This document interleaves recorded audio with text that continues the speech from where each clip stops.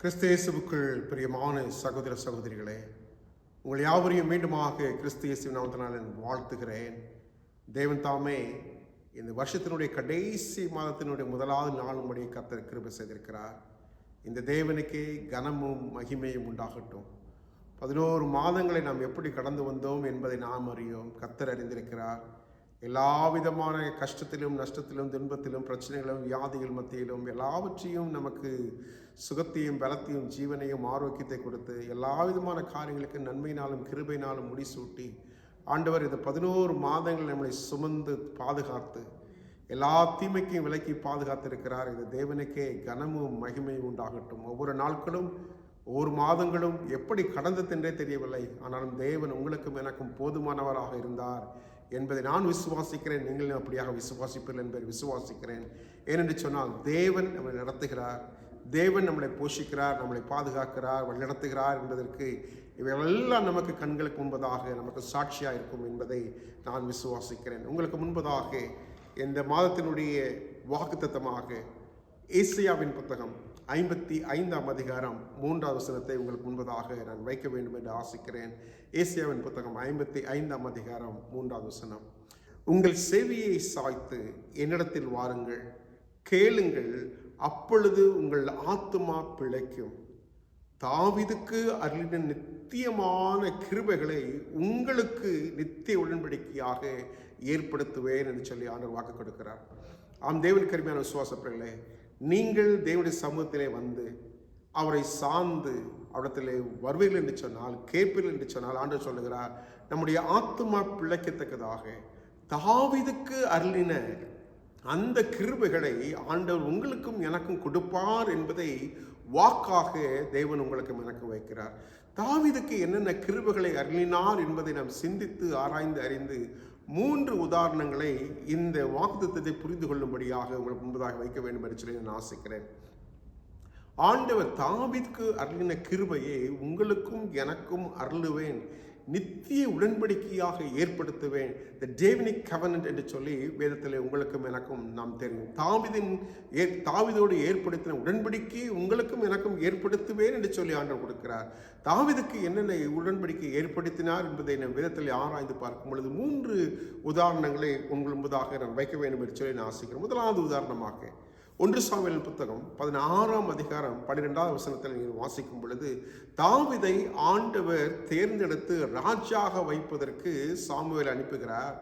அங்கு ஈசாயின் குமாரர்கள் ஒவ்வொருவராய் கடந்து போகிறார்கள். அவர்கள் கடந்து போகும்போது இவன் இல்லை என்று சொல்லி 7 குமாரர்கள் கடந்து போன பின்பு இன்னும் ஒரு மகன் உண்டா என்று கேட்கும் பொழுது, என் இளைய குமாரன் அவன் இருக்கிறான் என்று சொல்லி அவனை அழைத்து வந்த பொழுது, தேவன் இவன்தான் என்று சொல்லி இவனை அபிஷேகம்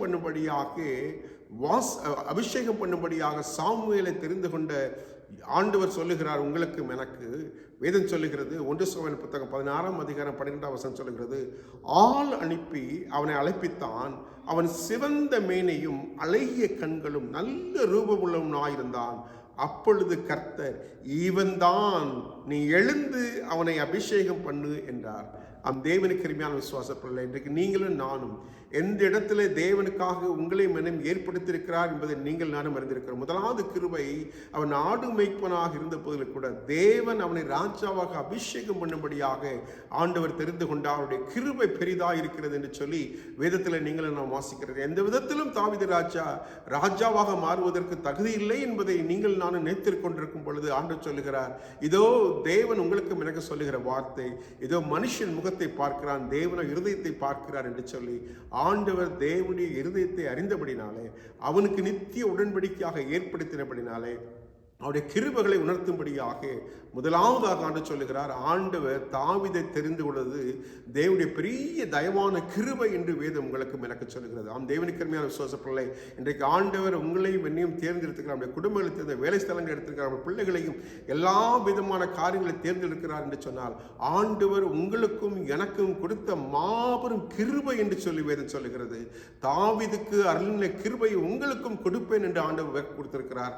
இந்த வாக்கு மாறாத பாராதவர் உங்களுக்கும் எனக்கும் இந்த வருடம் முழுவதுமாக பாதுகாத்துக் கொள்ளும்படியான 11 மாதங்களை கடந்து வந்த தேவன் உங்களுக்கும் எனக்கு சொல்லுகிறார்.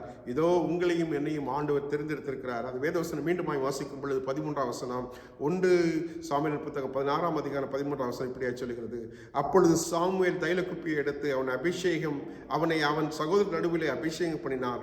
அந்த நாள் முதற்கொண்டு கர்த்தருடைய ஆவியானவர் தாவீதின் மேல் வந்து இறங்கினார் என்று சொல்லி வேதம் உங்களுக்கும் எனக்கு சொல்லுகிறது. தேவனுடைய கிருபையான பிள்ளைகளை உங்களுக்கும் எனக்கும் வேதம் சொல்லுகிறது. தேவனுடைய ஆவி எங்கே உண்டோ அங்கு விடுதலை உண்டு என்று சொன்னது போல இதோ தாவீதுக்கு அருளின அந்த ஆவியை உங்களுக்கும் எனக்கும் அருளுவார், கிருபையை கொடுப்பார் என்பதற்கு நிச்சயமாக தேவ வசனம் உங்களுக்கும் எனக்கும் ஆதாரமாக இருக்கிறது. இதோ வாருங்கள், கேளுங்கள், அப்பொழுது உங்கள் ஆத்துமா பிழைக்கும்படிக்கு இதோ தாவீதுக்கு அருளின அந்த நித்தியமான கிருபை உங்களுக்கு அருளுவேன், ஏற்படுத்துவேன், அவரோடு ஒரு பண்ணை உடன்படிக்கை உங்களோடு ஏற்படுத்துவேன் என்று சொல்கிறார். ஆக என்று சொன்னால் நாம் புரிந்து கொள்ள வேண்டிய காரியம் என்னென்னு சொன்னால், ஆண்டவர் உங்களையும் என்னையும் தெரிந்தெடுப்பது, அவருடைய பிள்ளைகளாக இருப்பது, அவருடைய சமூகத்தில் காணப்படுவது, அவருடைய பிரசனத்தில் நீங்கள் ஜீவிப்பது அனுதினமும் உங்களுக்கும் எனக்கு கொடுக்கப்பட்ட மேலான கிருபை என்பதை நீங்கள் உணர்ந்து கொள்ள வேண்டும் என்று சொல்லி ஆண்டவர் உங்களுக்கும் எனக்கு சொல்லுகிறார். தாவீதுக்கு அருளின கிருபையை உங்களுக்கும் அருளுவேன் என்று சொல்லுகிறார். முதலாவது காரியமாக. இரண்டாவது உதாரணமாக வேதத்தில் வேதத்தில் வாசிக்கும் பொழுது வேதம் உங்களுக்கும் எனக்கு எப்படியா சொல்லுகிறது. 1 சாமுவேல் புத்தகம் 23ஆம் அதிகாரத்தை வாசிக்கும் பொழுது சவுல் எப்படியாயிலும் தாவீதை கொலை செய்ய வேண்டும் என்று சொல்லி ஆட்களை அனுப்பி பலவிதமான சூழ்நிலை மத்தியில் எப்படியாகிலும் தேவனுடைய ஜீவனை பறித்து கொள்ள வேண்டும் என்று சொல்லி அவன் ஆசித்து எல்லா காரியங்களையும் செய்து கொண்டிருக்கிறான். ஆனால் வேதம் உங்களுக்கும் எனக்கு சொல்லுகிறது, தேவன் தாவீது மேல் கிருபை பாராட்டினார் என்பதற்கு 1 சாமுவேல் புத்தகம் 23ஆம் அதிகாரம் 14வது வசனம் இப்படியா சொல்லுகிறது. தாவீது வனாந்திரத்தில் உள்ள அரணான ஸ்தலங்களில் தங்கி சீப் என்னும் வனாந்திரத்திலே ஒரு மலையிலே தரித்திருந்தான். சவுல் அனுதினமும் அவனை தேடியும் தேவன் அவனை அவன் கையில் ஒப்பு கொடுக்கவில்லை என்று சொல்லி வேதம் சொல்லுகிறது. தேவனுக்கு அருமையான விசுவாச பிள்ளைகளே, சவுல் எப்படிலாமோ தேடி பார்க்குறான், எங்கெல்லாமோ தேடி பார்க்குறான், ஆள் அனுப்புகிறான், ஆட்களை அனுப்பி மாத்திரமல்ல நாய்களை அனுப்பி எல்லாவற்றுக்கும் மேலாக அவனை தேடி ஓடி காரி பார்க்குறான். ஆனால் வேதம் சொல்லுகிறது, இதோ வேதம் உங்களுக்கும் எனக்கு சொல்லுகிறது, அவனை தேடியும் தேவன் அவனை அவன் கையில் ஒப்பு கொடுக்கவில்லை என்று சொல்லுகிறார். ஆண்டவர் உங்களுடைய ஜீவனையும் என்னுடைய ஜீவனை இன்றைக்கு பாதுகாக்கிறார் என்பதற்கு தேவன் தாவீதின் மூலம் சொல்லுகிற பெரிய வாக்குத்தத்தம். தேவனுக்கு அருமையான விசுவாசப்படலை. இன்றைக்கு நீங்களும் நானும் ஜீவன் இருப்பதும் உங்கள் ஜீவ சுவாசம் உங்கள் நாசியில் நடத்தில் காணப்படுவதும் நீங்களும் நானும் நடமாடுகிறத ஒரு பெரிய சாட்சியுள்ள ஜீவம் செய்கிறோம் என்று சொன்னால் தேவன் சாத்தான் தேடுகிற உங்களுடைய ஜீவனையும் என்னுடைய ஜீவனையும் தப்பு வைத்து பாதுகாத்து பராமரித்து ஆசீர்வதித்து வழிநடத்தி எல்லா தீமைக்கும் விலக்கி நன்மையினாலும் கிருபையினாலும் முடிசூட்டுகிற தகப்பன் உங்களுக்கு எனக்கு சொல்லுகிறார். தேடியும் தேவன் அவனை அவன் கையில் ஒப்புக் கொடுக்கவில்லை. உங்களுடைய ஜீவனையும் என்னுடைய ஜீவனையும் அவருடைய கையில் ஒப்புக் கொடுக்காதபடிக்கு தேவன் உங்களையும் என்னை பாதுகாக்கிறார் என்பதற்கு பெரிய ஒரு சான்றாக வேதம் உங்களுக்கு சொல்லுகிறது. வாருங்கள், கேளுங்கள், அப்பொழுது உங்கள் ஆத்மா பிழைக்கும்படிக்கு, உங்களுடைய ஜீவனும் என்னுடைய ஜீவனும் பிழைக்கும்படிக்கு ஆண்டவர் உங்களையும் என்னையும் சாத்தான் கையில் ஒப்புக் கொடுக்கவில்லை, ஜீவனை ஒப்புக் கொடுக்கவில்லை என்பதற்கு நிச்சயமாக நித்தியமான ஒரு ஆதாரமாக இருக்கிறது என்பதை நீங்கள் நான் புரிந்து கொள்ள வேண்டும் என்பதற்கு ஆண்டவர் உங்களுக்கும் எனக்கு வைத்திருக்கிற வைராக்கியமான இரண்டாவது உதாரணமாக இருக்கிறது. ஆண்டவர் தாவீதை தெரிந்து கொண்டார், அவருடைய ஜீவனை மீட்டுக் கொண்டார். ஆண்டவர் உங்களையும் என்னை தெரிந்து கொண்டிருக்கிறார், உங்களுடைய ஜீவனையும் என்னுடைய ஜீவனை மீட்டுக் கொண்டிருக்கிறார் என்பதற்கு இரண்டாவது உதாரணம். மூன்றாவது உதாரணமாக தேவன் சொல்லுகிறார், வாருங்கள், கேளுங்கள், உங்கள் ஆத்துமா பிழைக்கும்படிக்கு தாவீதோடு உடன்படின நித்திய கிருபையும் உடன்படிக்கையும் உங்கள் மேல் நான் வைப்பேன் என்று சொன்னது போல ஆண்டவர் உங்களுக்கும் எனக்கு சொல்லுகிற மூன்றாவது காரியம். 2 சாமுவேல் புத்தகம் 12ஆம் அதிகாரம் 13ஆம் வசனத்தை வாசிக்கும் பொழுது வேதம் இப்படியா சொல்லுகிறது, தாவீதை ஆண்டவர் மன்னித்தார். தேவனுக்கு அருமையான விசுவாச பிள்ளைகளை, தாவீதின் உயிரை ஆண்டவர் மீட்டுக் கொண்டது மாத்திரமல்ல, பாவத்தில் கிடந்த தாவீதிற்கு ஆண்டவர் மீண்டுமாக மறுஜீவனை கொடுத்து அவனை கழுவி சுத்திகரித்து தேவனுடைய பிள்ளையாக ஏற்றுக்கொண்டான். என் இருதயத்துக்கு ஏற்றுவன் என்று சொல்லி ஆண்டவர் வாக்கு கொடுக்கிறார், சாட்சி கொடுக்கிறார் என்பதை நீங்கள் நாம் அறிந்திருக்கிறோம். இதை வேதம் சொல்லுகிறது. 2 சாமுவேல் புத்தகம் 12ஆம் அதிகாரம் 13ஆம் வசனம். அப்பொழுது தாவீது நாத்தானிடத்திலே, நான் கர்த்தருக்கு விரோதமாய் பாவம் செய்தேன் என்றான். நாத்தான் தாவீதை நோக்கி, நீ சாகாதபடிக்கு கர்த்தர் உன் பாவத்தை நீக்க செய்தார் என்று சொல்லுகிறோம். தேவனுக்கு அருமையான விசுவாச பிள்ளைகளே, பாவத்தின் சம்பளம் மரணம். பாவத்தினால் நமக்கு எல்லா விதமான கஷ்டங்கள், கண்ணீர்கள், வேதனைகள், செஞ்சலங்கள், மரணங்கள், துக்கங்கள், பலவிதமான காரியங்கள் இந்த உலகத்தில் இருக்கிற எல்லா சூழ்நிலைகளையும் நீங்கள் பார்ப்பீர்கள் என்று சொன்னால் the consequences of sin, பாவத்தினுடைய விளைவாகத்தான் நீங்கள் நானும் எல்லா விதமான சூழ்நிலைகள், நம்முடைய வேர்வை சிந்தை உழைக்கவும், நம்ம கண்ணீர் விட்டு பலவிதமான ஜீவன்களை இழந்து துக்கத்திலும் மரணத்திலும் சந்திக்கிற ஒவ்வொரு காரியங்களிலும் பாவம் நமக்கு காணப்படுகிறது. பாவத்தின் விளைவாகத்தான் இவர்கள் காணப்படுகிறது என்பதை எதிர்க்கிறோம். தேவனுக்கு விசுவாசப்படல வேதம் உங்களுக்கும் எனக்கு சொல்லுகிறது, தாவீதை ஆண்டவர் மன்னித்தது போல உங்களையும் என்னையும் நம்முடைய பாவத்திலிருந்து நீங்களாக்கி ரட்சிக்கிற தகப்பன் உங்களுக்கும் எனக்கும் உண்டு என்பது வேதம் உங்களுக்கு தெளிவாய் சொல்லுகிறது. நீங்கள் நானும் பாவம் செய்திருக்கிறோம், பாவத்தின் பாதத்தில் விழுந்து கிடந்திருக்கிறோம். ஆனால் தேவன் உங்களையும் என்னை சொல்லுகிறார், நீங்கள் சாகாதபடிக்கு, உங்களுடைய ஜீவன் தப்பு வைக்கும்படிக்கு, நீங்கள் மரணத்துக்குள் போகாதபடிக்கு, பாதாளத்துக்குள் தேகாதபடிக்கு ஆண்டவர் உங்களுக்கும் எனக்கும் தன் பாவத்தை நீக்கி உங்களை சாகாதபடி காத்துக் கொள்ளுகிறார் என்பதற்கு தேவன் எப்படி தாவீதுக்கு அருளின கிருபையோ, அவனுடைய உயிரை எப்படி ஆண்டவர் மீட்டு கொண்டாரோ, அவன் சாகாதபடிக்கு அவனுடைய பாவங்களை எப்படி மன்னித்தாரோ, அதே போல தேவன் உங்களுக்கும் எனக்கும் மன்னிக்க வல்லவராக இருக்கிறார் என்பதை அறிந்து கொள்ளும்படியாக வேதம் உங்களுக்கும் எனக்கு சொல்லுகிறது. ஆகவே தாவீதை தெரிந்து கொண்ட தகப்பன் அவனுடைய நித்திய கிருபைகளை அறினான். தாவீதை மீண்டுமாய் ராஜாவாக்கி அவனை மீண்டுமாக்கி எல்லாவற்றுக்கும் மேலாக அதிபதியாய் வைத்ததை நீங்கள் அறிந்திருக்கிறோம்.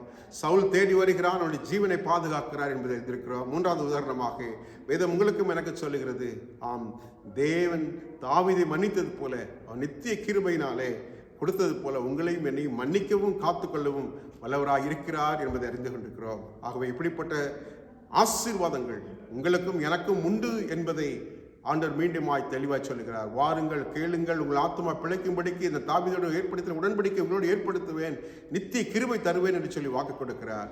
இந்த வாக்கு மாறாத உங்களுக்கும் எனக்கும் பங்குள்ள தகப்பனாக இருக்கும்படியாக நம் ஒரு விசை கண்களை மூடி பிரார்த்தனை செய்வோம். எங்களை நேசிக்கிற தகப்பனே, இந்த நல்ல வசனத்திற்காக நன்றி செலுத்துகிறோம். எங்களுடைய ஆத்துமாவிலே காக்கும்படியாக, எங்களை ஜீவனோடு நீர் தெரிந்து கொண்டபடினாலே நாங்கள் சாகாது பிழைத்திருக்கும்படியாக எங்கள் பாவங்களை மன்னிக்கிற தகப்பனாக இருப்பதற்காக நன்றி செலுத்துகிறோம்.